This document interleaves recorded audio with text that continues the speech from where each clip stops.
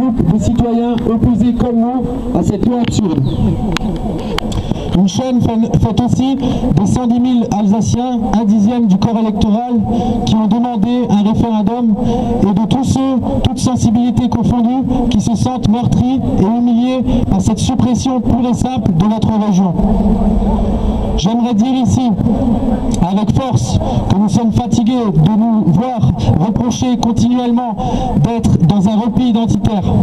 Notre mouvement, avant même de concerner l'Alsace, concerne la République française qui ne respecte pas une charte qu'elle a signée et traitée avec mépris une population dont elle sait parfaitement qu'elle est foncièrement opposée à ce découpage territorial.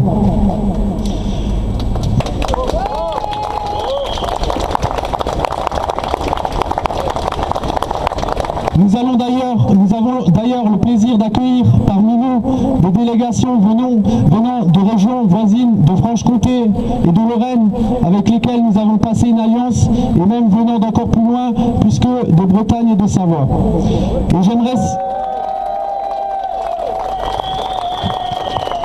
Et j'aimerais signaler également les nombreux témoignages de solidarité qui viennent de partout. J'aimerais signaler particulièrement le soutien des citoyens de Castroville aux États-Unis qui nous accueillent dans ce combat.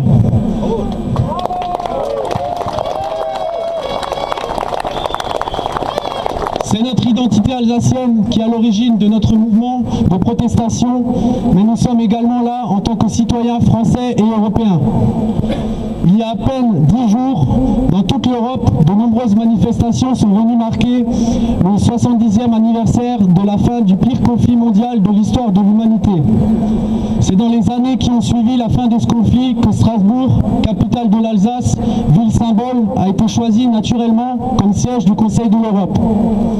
Ce Conseil de l'Europe était alors la première institution européenne en charge de veiller au respect du droit et de la démocratie. Chers amis, qui aurait pu penser alors que des citoyens alsaciens seraient un jour dans l'obligation de saisir ce conseil, car leur identité était bafouée de manière aussi grossière, aussi insultante pour nous-mêmes et pour la mémoire de nos ancêtres. De saisir ce conseil parce que la République française, alors synonyme de démocratie et de liberté, niait notre identité de manière si méprisante. Comme vous le savez, la France a signé la charte européenne de l'autonomie locale. Un pays qui signe une telle charte admet que les dispositions de cette charte font partie de son droit positif, qu'elle ont force de loi dans le pays. Or, que dit l'article 5 de cette charte? Pour toute modification des limites territoriales locales, les collectivités locales concernées doivent être consultées préalablement, éventuellement par voie référendaire, là où la loi le permet. Vous le savez, l'État a ignoré purement et simplement cette disposition. Et pourquoi est-elle passée ainsi en force? Vous le savez également, c'est parce qu'il savait d'avance qu'aucun élu régional, même socialiste, n'aurait donné son aval.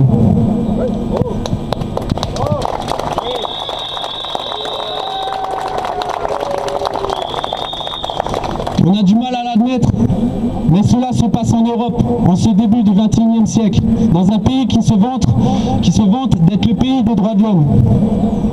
Si nous sommes ici aujourd'hui, c'est parce que nous considérons que dans notre pays, les termes de démocratie et de respect de l'état des droits ne sont pas de vains mots.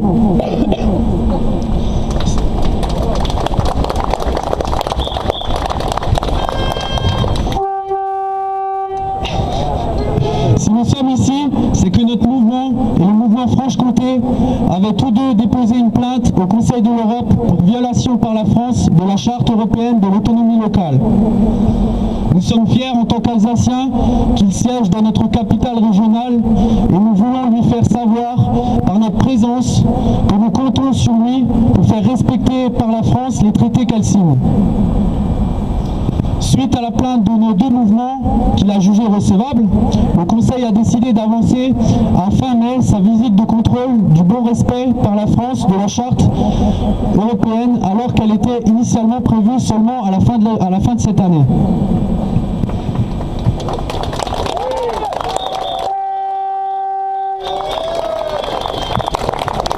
Une délégation du Conseil de l'Europe va donc rencontrer dès la semaine prochaine, du 26 au 29 mai, le gouvernement français pour lui demander de s'expliquer. Ceci est tout à l'honneur du Conseil de l'Europe et nous attendons avec une grande confiance sa décision.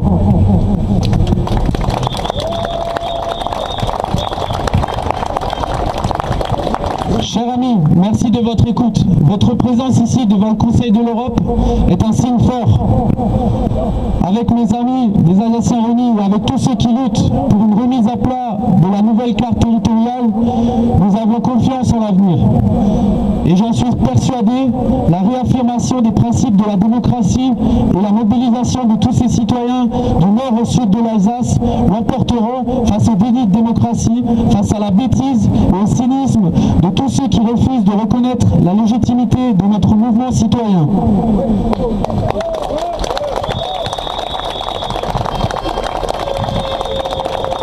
Nous allons maintenant donner la parole à nos amis Thomas Riboulet, président du Parti Lorrain, et Jean-Philippe Allenbach, président du mouvement Franche-Comté.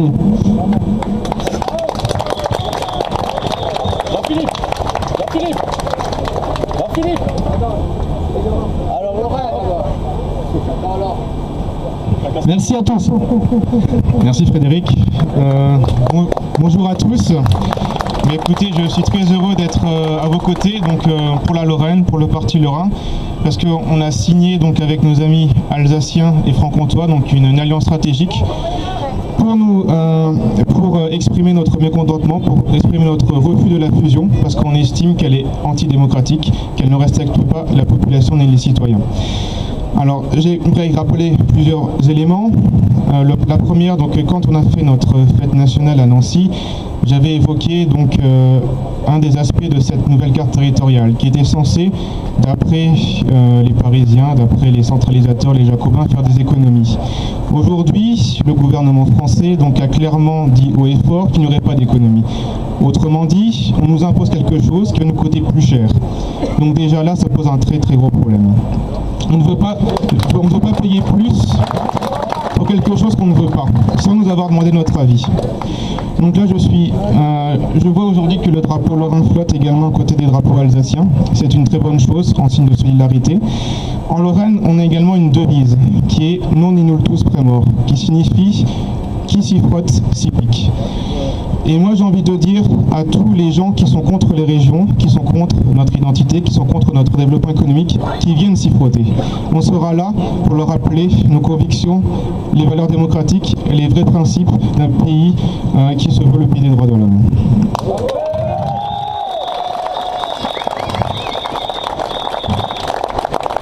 Je voudrais également ajouter que cette réforme, on ne la veut pas. On a bien vu qu'elle n'allait pas faire d'économie, qu'on ne prend pas en compte notre opinion, c'est qu'il y a un gros problème de légitimité, de démocratie. J'aimerais passer également le message que beaucoup de personnes estiment que c'est acté, qu'il ne faut plus se battre, qu'il ne faut plus se mobiliser.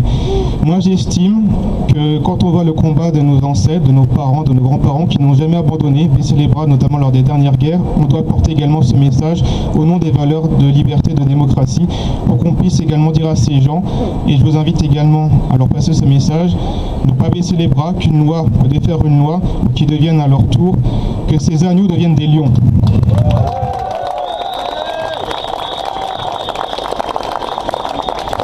Je vous remercie de votre attention et je terminerai en disant vive l'Alsace, vive la Lorraine, Elsass frei, Lothringen frei.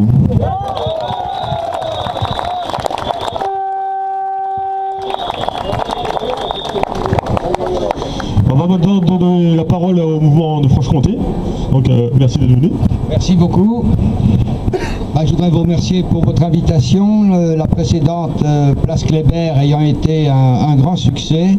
Et ma foi, nous sommes franc-comtois et entre voisins, il faut s'entraider. Surtout que nous avons largement la même problématique. En tout cas, je suis heureux de voir, et ça peut vous rassurer, que l'Alsace, dans ce combat, elle n'est pas seule. Elle a avec vous un certain nombre de régions qui, comme elle, comme la Lorraine et comme la Franche-Comté, n'ont pas l'intention de mourir pour que puisse continuer de vivre ce vieux système centraliste avec ses déficits, ses responsabilités, Ce vieux système centraliste qui secrète chômage, régression sociale, déficit et irresponsabilité généralisée. Ce vieux système centraliste avec toute sa noblesse de cour, tous ses serviteurs et tous ses profiteurs. Nous n'en voulons pas. Et je voulais vous dire que vous n'êtes pas tout seul, que nous avons également derrière nous et avec nous le Conseil de l'Europe, ou plus généralement l'Europe, parce que le Comité des régions à Bruxelles également nous soutient. Et parce que l'Europe, elle, à la différence de la France, elle aime ses régions, elle les protège, elle en aime la diversité culturelle, tandis que la France ne rêve que d'une chose, c'est de les anéantir et de les détruire définitivement. Nous avons également avec nous les pays du Conseil de l'Europe. Derrière, ce sont des pays, tous fédéraux ou quasi-fédéraux, dont aucun d'entre eux n'oserait aujourd'hui faire à ses propres régions ce que la France se permet de faire à ses régions.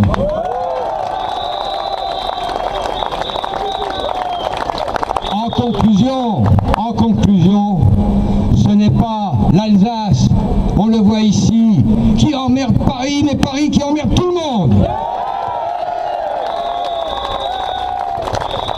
Nous sommes également ici pour rappeler qu'on est à l'heure de l'Europe, que les régions françaises sont également régions d'Europe, qui les financent, et que donc cette dernière a tout à fait son mot à dire quand on prétend y toucher. Elle est donc tout à fait dans son rôle, et nous avons donc également son soutien derrière nous. Et puis, je voudrais adresser un petit message à Paris. Un message qui les dérange, mais qui n'est qu'une vérité incontestable, c'est-à-dire que la Lorraine, l'Alsace, la Franche-Comté existaient avant la France, et que si la France a aujourd'hui besoin de toutes ces régions pour exister, la Lorraine, l'Alsace, la Franche-Comté n'ont pas besoin de la France pour exister. Alors, puisque, on vous l'a dit, M. Valls veut jouer aux petits soldats, nous allons sortir les canons. Et effectivement, nous avons un canon à deux coups. Le premier, c'est les inspecteurs du Conseil de l'Europe qui se rendront le 26 à Paris pour vérifier la compatibilité de la loi française avec la charte européenne. Et le deuxième coup qui sera tiré le même jour, c'est une requête qui sera envoyée au Conseil d'État à la demande de la Fédération démocratique alsacienne, qui est un requérant des Alsaciens réunis et dans une certaine mesure du Parti lorrain et du mouvement Franche-Comté, requête qui est sous le coude et dont il est prévu qu'elle partira le jour où les inspecteurs poseront leurs pieds à Paris. Et donc le Conseil d'État, si ce n'est pas le cas pour le Conseil d'Europe, est tout à fait lui en droit de déclarer la loi française invalide, nul n'est venu, pour infraction à la législation européenne. Et puis, les canons ne seront pas seulement orientés sur Paris, mais je vous demande de les orienter sur vos élus locaux, sur tous ces petits apparatchiks qui n'ont rien à faire de l'Alsace, ils n'ont rien à faire de la Franche-Comté, tout ce qui les intéresse c'est leur avenir personnel, l'avenir de leur parti. Ce sont les pires, ils ont été élus pour nous défendre et nous protéger. En fait, ils nous trahissent et ils nous abandonnent au nom de leur ambition personnelle. Eh bien, je vous l'ai dit, de cette trahison, ils auront à rendre compte aux prochaines élections dans le cadre de leur campagne. Je compte sur vous pour le faire et ils auront à rendre compte aux yeux de l'histoire. Mes chers amis, je voudrais vous dire que notre combat, malgré le langage agressif qui a été utilisé jusqu'à présent, est en fait un combat tout simplement pour l'amour de la liberté. Au fond du fond, nous n'avons n'avons rien contre personne ni contre quoi que ce soit. Nous voulons simplement être libres, et qui dit libre dit autonomie, qui dit autonomie dit liberté. Et c'est un peu étonnant que tous ces politiques qui ont à la bouche sans arrêt la démocratie participative, la démocratie citoyenne, la démocratie de proximité, sont incapables de mettre leurs actes en conformité avec leurs paroles.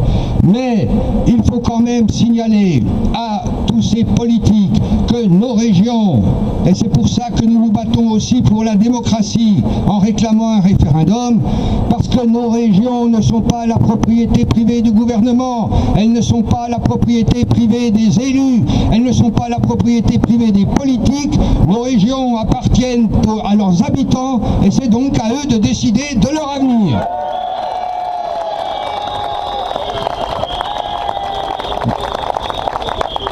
Donc, c'est parce que nous nous battons pour cette liberté que nous allons gagner au bout du compte, parce que l'histoire nous apprend que ceux qui se battent pour leur liberté, quand bien même ils sont minoritaires au départ, finissent toujours par remporter la bataille finale.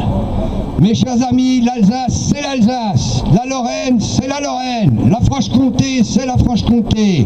On ne pourra rien y changer, elles existaient hier, elles existent aujourd'hui, et grâce à des gens comme vous, je vous le garantis, elles continueront d'exister demain. Je vous remercie.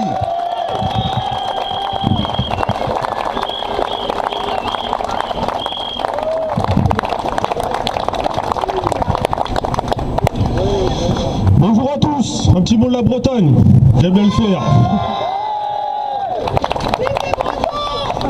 Merci. Donc, comme on dit chez moi, c'est des Madanol. D'accord, bonjour à tous. En premier lieu, je tenais à vous remercier tous ici présents, quelles que soient vos régions, quel que soit d'où est-ce que vous venez, de vous montrer présents aujourd'hui face au gouvernement français qui ne veut pas reconnaître toujours nos régions. D'accord. Pour moi, c'est une aberration face aux lois internationales. Donc déjà, la France est illégale à l'international. Au mieux de faire des leçons aux autres, elle ferait bien de balayer devant sa porte, à mon avis. Malheureusement, si nous sommes encore aujourd'hui là, c'est bien que la France, pour me dire le gouvernement de France, refuse toujours de nous entendre. Comme ce fut le cas il y a 1 an et demi en Bretagne. Ce gouvernement semble toujours atteint d'autisme récurrent. D'accord ? Il y a 1 an et demi en Bretagne, on leur a demandé de venir nous écouter, de venir chez nous écouter nos revendications, chose qu'ils n'ont pas fait. Okay ? Pourquoi ? Parce qu'il y a eu le problème des quotas, ce qu'ils ont écouté, mais il y avait beaucoup d'autres revendications qu'ils n'ont pas fait, comme la langue et la culture, etc. Chose qu'ils ont oubliées.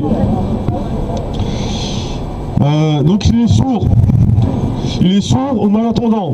Perso, je pense pas. Je pense tout simplement que ce gouvernement jacobin n'a que faire des revendications de nos peuples. Il se dit démocratique. Moi, je l'accuse de totalitarisme. D'accord ? Ce n'est qu'une oligarchie malsaine. Un petit nombre d'individus s'arroge le droit de décider pour les millions que nous sommes en tant que peuple sur les problématiques propres à chaque région et nation dont la vision parisienne est largement dépassée.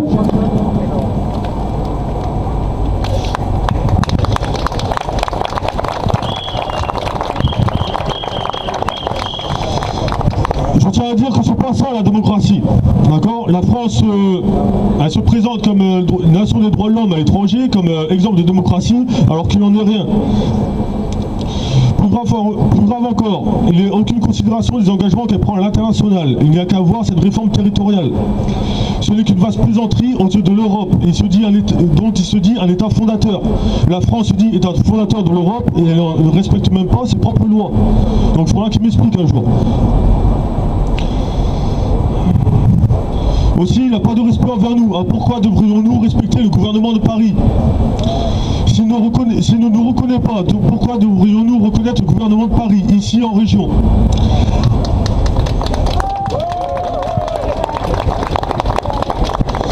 Indépendamment de ma solidarité envers l'Alsace et actions engagées contre cette réforme, je profite de cette occasion qui m'est donnée d'être ici devant vous et devant les institutions européennes, donc là le Conseil de l'Europe, pas loin de la Cour européenne des droits de l'homme.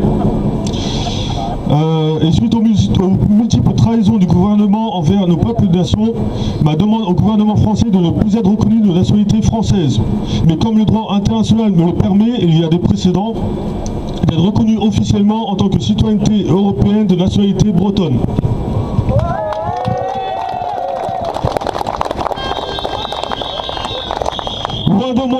Loin de moi l'idée de me fâcher avec les autres peuples de France. Je parle ici des Alsaciens, des Savoisiens, Corses, Niçois, Occitans, Catalans et Basques. Bien au contraire, c'est mes peuples qui, comme nous, subissent à longueur de temps, toute l'année, ils subissent la gouvernance et la tutelle parisienne.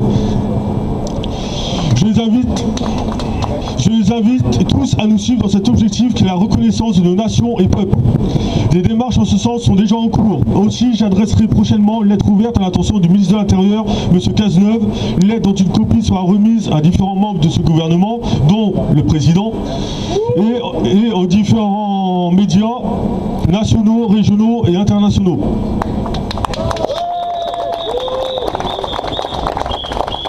Il va de soi que toute demande négative de nationalité bretonne fera l'objet d'une plainte que j'adresserai à l'intention de la Cour européenne une fois tous les recours français utilisés. Car nous avons des droits que la France ne respecte pas. Vive la reconnaissance des peuples, Bebel Bretsjob, Elsass Frei. Merci.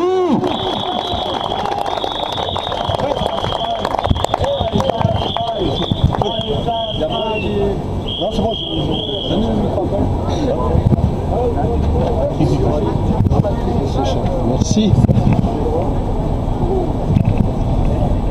Bien, il y a déjà eu beaucoup de choses dites, donc on ne va pas se redire, simplement.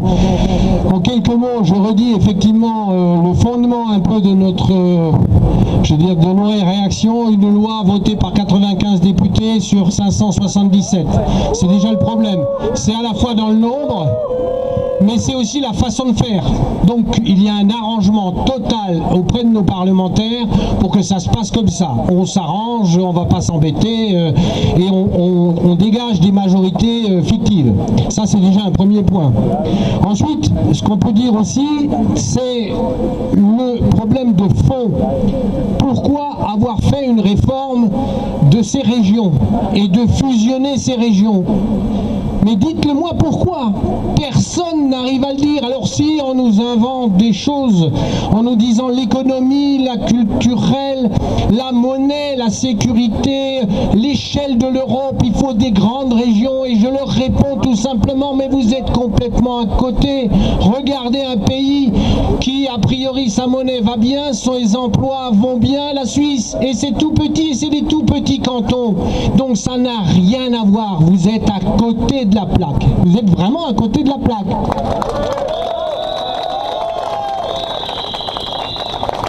Ensuite, je ne reviendrai pas sur les discours qui ont été vus et redits, etc. Mais c'est quand même essentiellement un problème, je dirais, de constitution. Aujourd'hui, ça devient un problème de constitution. Notre constitution française doit évoluer. Ça ne veut pas dire qu'il faut tout balayer, mais il faut que nos politiques, nos grands politiques, évoluent et fassent évoluer les choses. Et quand je dis ça, j'ai encore vu ce matin dans la presse un grand maire d'une ville importante d'Alsace qui déclare « Il faut absolument que nous gagnions les élections ». Mais il ne s'agit pas de gagner les élections, il s'agit de gagner, de faire gagner l'Alsace. C'est ça le problème.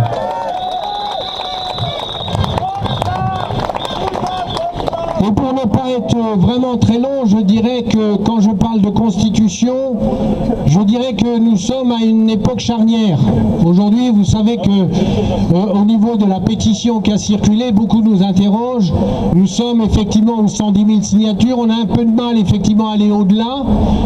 Mais évidemment, avec tout ce qu'on voit, tout ce qu'on lit, tout ce qui est mis en route, y compris d'ailleurs notre préfet, excusez-moi, mais je ne peux pas m'empêcher de le dire, quoi.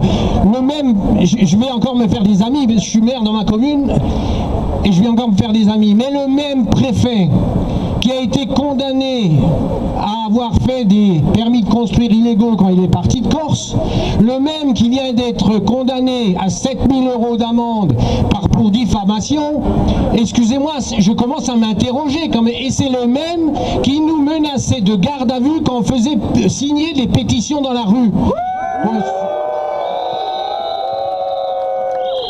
Et excusez-moi, soit j'ai rien compris à la démocratie, soit j'ai rien compris à l'administration, mais là, il y a quand même un problème, quoi. On a un sérieux problème, quoi. Et il y en a d'autres dans les tiroirs comme ça. Ensuite, pour donner un peu de perspective quand même, parce que effectivement on sent bien une population qui est un peu exaspérée, qui se dit mais on va pas y arriver, c'est tellement compliqué, c'est tellement fort, il y a tellement d'embûches qu'on va pas y arriver. Si, on va y arriver. Les uns et les autres l'ont dit, on va y arriver. Simplement, c'est vrai que c'est compliqué, c'est difficile, c'est vraiment difficile, et je sais de quoi je parle, c'est vraiment difficile. Mais il faut qu'on gagne, et il faut qu'on continue. Alors ça sera peut-être pas sous forme d'une pétition, ça sera peut-être sous d'autres formes. On a vu aujourd'hui, hier, les Alsaciennes unies ont nettoyé le conseil régional. Aujourd'hui, on manifeste ici. D'ailleurs, vous avez pu remarquer que la ville a continué à faire le nettoyage dans la rue, ils en ont profité, c'est super, hein, le nettoyage. Alors c'est ce que je dis, il faut que ce nettoyage continue jusqu'au mois de décembre. Et ensuite, pour prendre un tout petit peu, je dirais un peu de hauteur, parce que c'est vrai qu'on en a besoin, malheureusement, nos grands élus devraient en donner de la hauteur à cette problématique de grande région. Si on se bat comme ça, si je me bats, si les uns et les autres se battent comme ça, c'est certes pour l'Alsace, c'est évidemment prioritairement pour l'Alsace, mais c'est aussi pour notre pays, parce qu'on va dans le mur, littéralement dans le mur. On voit bien les difficultés que nous avons, on voit bien aussi les autres pays européens qui commencent à s'en sortir, et nous on s'enfonce de plus en plus. En fait, on rend tout le monde irresponsable, et aujourd'hui, retrouver il faut qu'on retrouve de la responsabilisation, il faut qu'on retrouve un gros mot que j'entends partout et qu'il faut démolir. Autonomie, mais c'est pas un gros mot.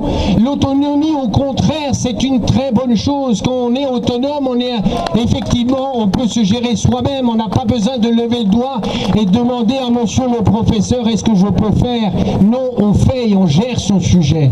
Ça, c'est ce qu'il faut faire. Et aujourd'hui, on est à l'inverse. Tout est centralisé sur Paris et il faut effectivement décentraliser. Donc on est à l'encontre de l'histoire. À l'encontre de l'histoire. Les Franc-Comtois le disaient, l'histoire nous jugera, mais là, vraiment, c'est un point d'histoire qui sera marquant. Et donc il faut qu'on gagne.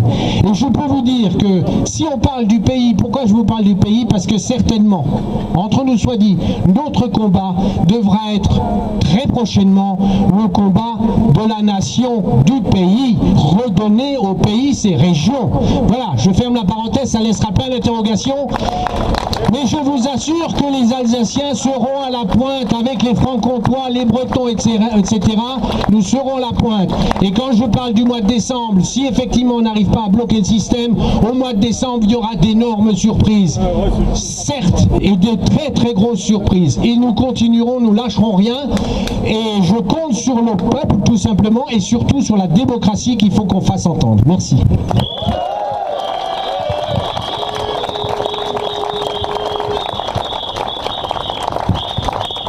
Chers amis, nous sommes le 17 mai 2015 et vous avez répondu à l'appel des Alsaciens réunis.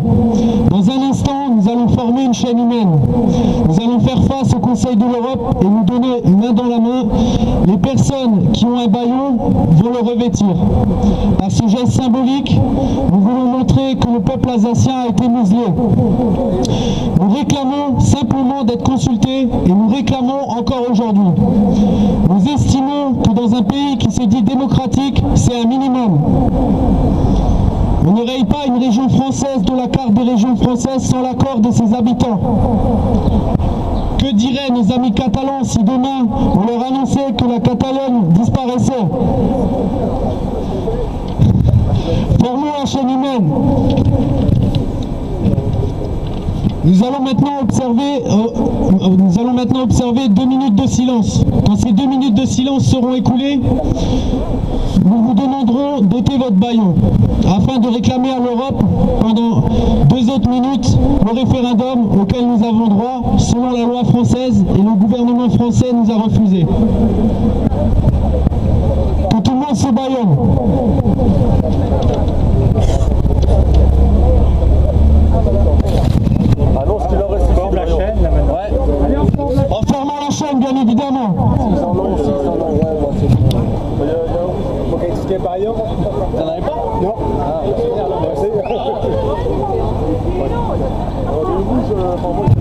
Il faudra se mettre près du trottoir parce que la circulation ne sera pas arrêtée. Et la route est très large, il n'y a pas de problème. Ouais, tiens, donne-moi un blanc là, j'ai le baillon.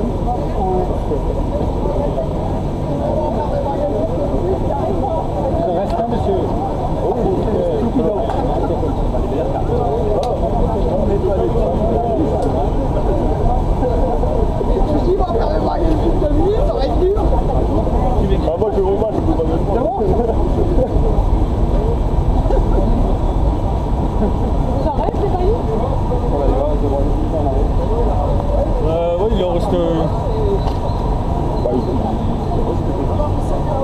C'est des blancs, par contre, il y a plus de rouge.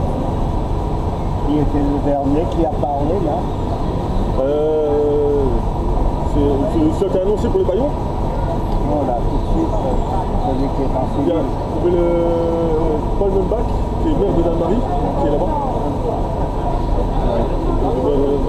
Ensuite, il y a Frédéric Suron. Donc lui, c'est pas où. Vous allez me rejoindre. Alors, bravo, hein.